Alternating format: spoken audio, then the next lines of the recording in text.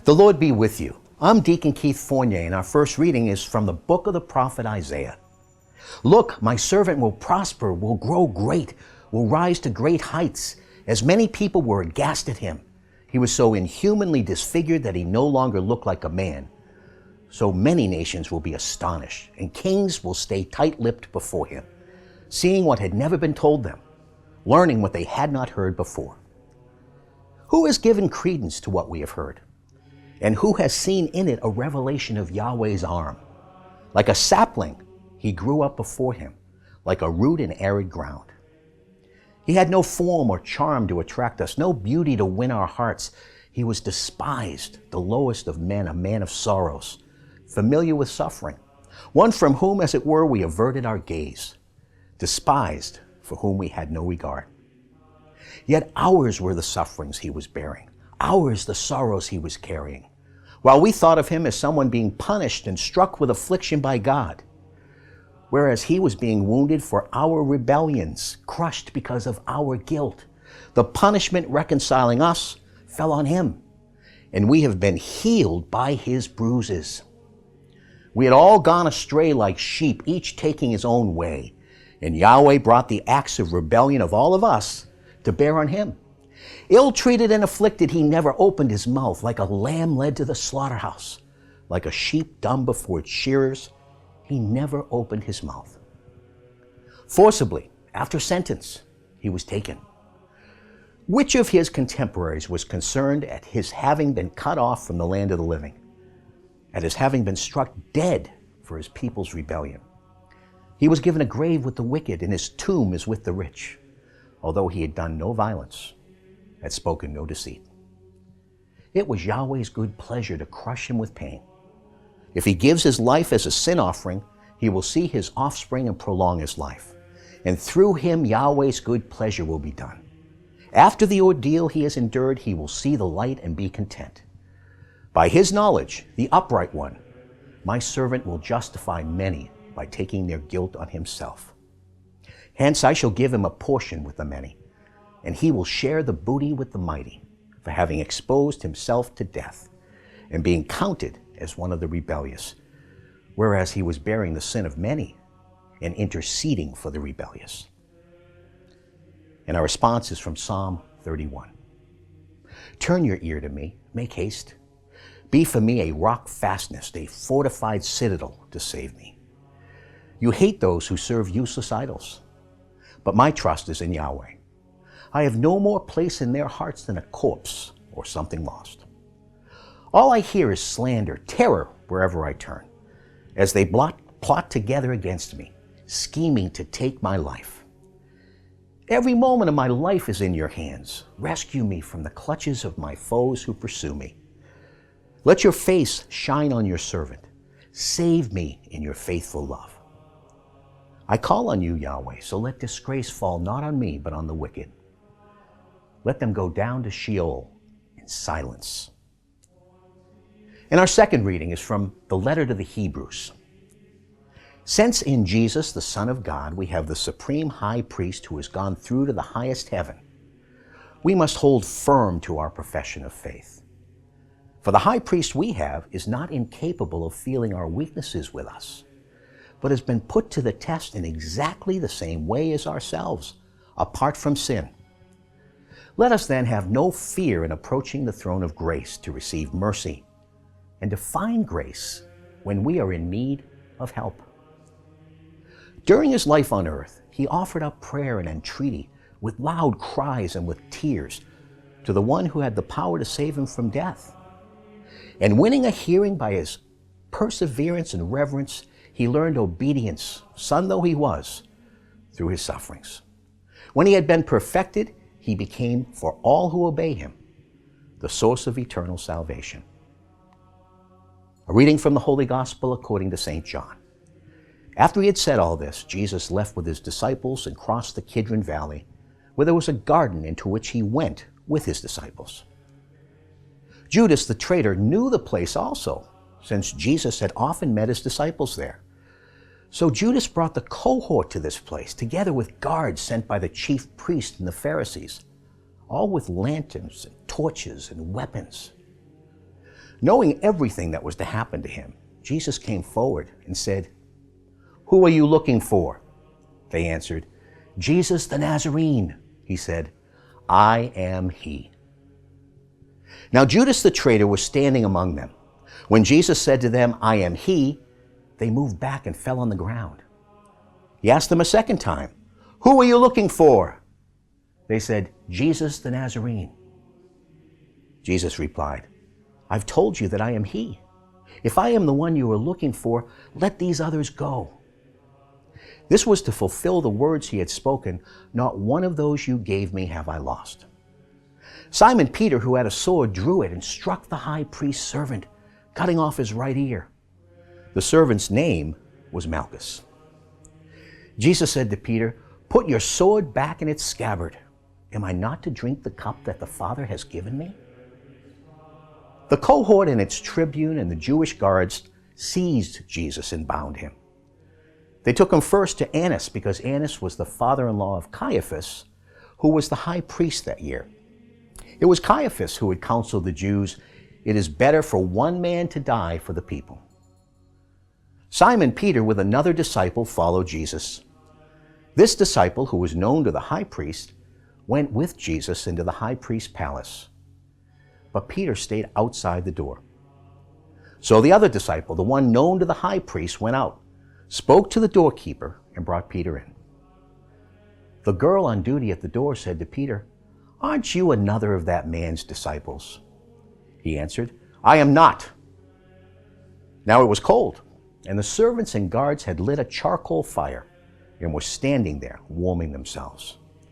So Peter stood there too, warming himself with the others. The high priest questioned Jesus about his disciples and his teaching. Jesus answered, "I have spoken openly for all the world to hear. I've always taught in the synagogue and in the temple where all the Jews meet together. I have said nothing in secret. Why ask me? Ask my hearers what I taught. They know what I said." At these words, one of the guards standing by gave Jesus a slap in the face, saying, "Is that the way you answer the high priest?" Jesus replied, "If there is some offense in what I said, point it out. But if not, why do you strike me?" Then Annas sent him bound to Caiaphas the high priest. As Simon Peter stood there warming himself, someone said to him, "Aren't you another of his disciples?" He denied it, saying, "I am not." One of the high priest's servants, a relation of the man whose ear Peter had cut off, said, "Didn't I see you in the garden with him?" Again, Peter denied it. And at once a cock crowed. They then led Jesus from the house of Caiaphas to the praetorium. It was now morning. They did not go into the praetorium themselves to avoid becoming defiled and unable to eat the Passover. So Pilate came outside to them and said, "What charge do you bring against this man?" They replied, "If he were not a criminal, we should not have handed him over to you." Pilate said, "Take him yourselves and try him by your own law." The Jews answered, "We are not allowed to put anyone to death." This was to fulfill the words Jesus had spoken, indicating the way he was going to die. So Pilate went back into the praetorium and called Jesus to him and asked him, "Are you the king of the Jews?" Jesus replied, "Do you ask this of your own accord, or have others said it to you about me?" Pilate answered, "Am I a Jew? It is your own people and the chief priest who have handed you over to me. What have you done?" And Jesus replied, "Mine is not a kingdom of this world. If my kingdom were of this world, my men would have fought to prevent my being surrendered to the Jews. As it is, my kingdom does not belong here." Pilate said, "So then you are a king." And Jesus answered, "It is you who say that I am a king. I was born for this. I came into the world for this, to bear witness to the truth. And all who are on the side of truth listen to my voice." "Truth," said Pilate, "what is that?" And so saying, he went out again to the Jews and said, "I find no case against him, but according to a custom of yours, I should release one prisoner at the Passover. Would you like me then to release for you the King of the Jews?" At this they shouted, "Not this man," they said, "but Barabbas." Barabbas was a bandit. Pilate then had Jesus taken away and scourged, and after this, the soldiers twisted some thorns into a crown and put it on his head, and dressed him in a purple robe. They kept coming up to him and saying, "Hail, King of the Jews," and slapping him in the face. Pilate came outside again and said to him, "Look, I am going to bring him out to you to let you see that I find no case against him." Then Jesus came out, wearing the crown of thorns and the purple robe. Pilate said, "Here is the man." When they saw him, the chief priest and the guards shouted, "Crucify him! Crucify him!" Pilate said, "Take him yourselves and crucify him. I find no case against him." The Jews replied, "We have a law, and according to that law he ought to be put to death, because he has claimed to be the Son of God." When Pilate heard them say that, his fears increased. Re-entering the praetorium, he said to Jesus, "Where do you come from?" But Jesus made no answer. Pilate then said to him, "Are you refusing to speak to me? Surely you know I have power to release you, and I have power to crucify you." Jesus replied, "You would have no power over me at all if it had not been given you from above. That is why the man who handed me over to you has the greater guilt." From that moment, Pilate was anxious to set him free. But the Jews shouted, "If you set him free, you are no friend of Caesar's. Anyone who makes himself king is defying Caesar." Hearing these words, Pilate had Jesus brought out and seated him on the chair of judgment at a place called the Pavement. In Hebrew, Gabbatha. It was the day of preparation, about the 6th hour. "Here is your king," said Pilate to the Jews. But they shouted, "Away with him! Away with him! Crucify him!" Pilate said, "Shall I crucify your king?" The chief priest answered, "We have no king except Caesar." So at that, Pilate handed him over to them to be crucified. They then took charge of Jesus, and carrying his own cross, he went out to the place of the skull, or as it is called in Hebrew, Golgotha, where they crucified him, with 2 others, one on either side, Jesus being in the middle. Pilate wrote a notice and had it fixed to the cross. It ran, "Jesus the Nazarene, King of the Jews." This notice was read by many of the Jews because the place where Jesus was crucified was near the city, and the writing was in Hebrew, Latin, and Greek. So the Jewish chief priest said to Pilate, "You should not write King of the Jews, but that the man said, 'I am the King of the Jews.'" Pilate answered, "What I have written, I have written." When the soldiers had finished crucifying Jesus, they took his clothing and divided it into 4 shares, one for each soldier. His undergarment was seamless, woven in one piece from neck to hem. So they said to one another, "Instead of tearing it, let's throw dice to decide who is to have it." In this way, the words of Scripture were fulfilled. "They divide my garments among them and cast lots for my clothes." This is what the soldiers did. Near the cross of Jesus stood his mother and his mother's sister, Mary, the wife of Clopas, and Mary of Magdala. Seeing his mother and the disciple whom he loved standing near her, Jesus said to his mother, "Woman, this is your son." Then he said to the disciple, "This is your mother." And from that hour, the disciple took her into his home. After this, Jesus knew that everything had now been completed. And so that the Scripture should be completely fulfilled, he said, "I am thirsty." A jar of sour wine stood there. So putting a sponge soaked in the wine on a hyssop stick, they held it up to his mouth. After Jesus had taken the wine, he said, "It is fulfilled." And bowing his head, he gave up his spirit. It was a day of preparation, and to avoid the bodies remaining on the cross during the Sabbath, since that Sabbath was a day of special solemnity, the Jews asked Pilate to have the legs broken and the bodies taken away.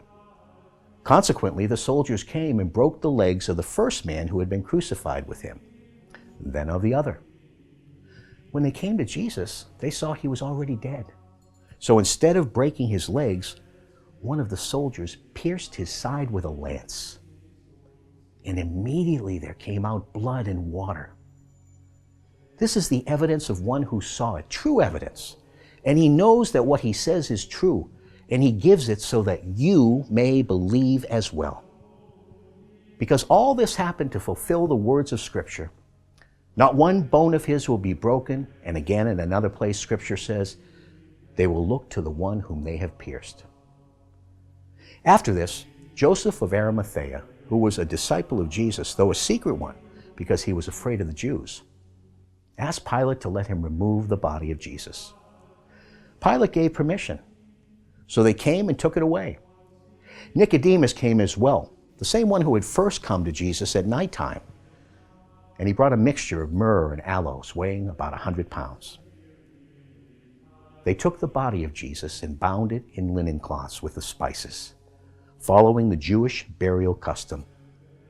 At the place where he had been crucified, there was a garden, and in this garden a new tomb in which no one had yet been buried.